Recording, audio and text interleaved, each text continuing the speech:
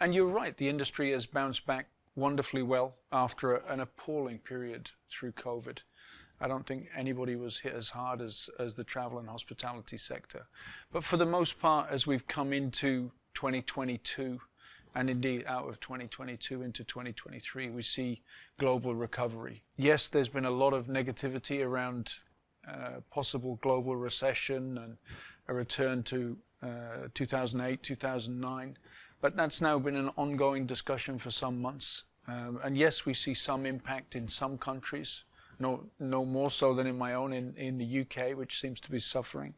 But for the most part, it seems to be delayed and delayed and delayed, and I'm wondering whether it actually will come, because you can see most locations around the world are recovering. Yes, there's a little bit of negativity, US and Europe, but there's still buoyancy.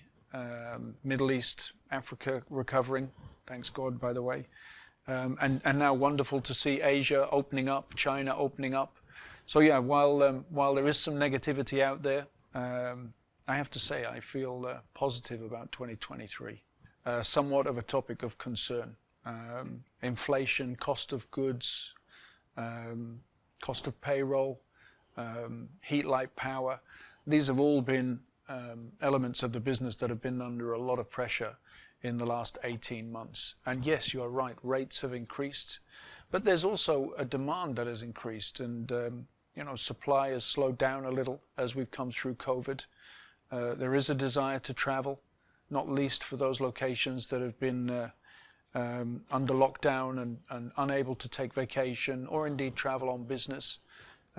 You can see there's, people are talking about revenge travel. I don't necessarily believe that one. I think there's always been a desire to travel, and now that the gates have opened up, I think you'll see people returning to travel and enjoying themselves, especially within the luxury segment.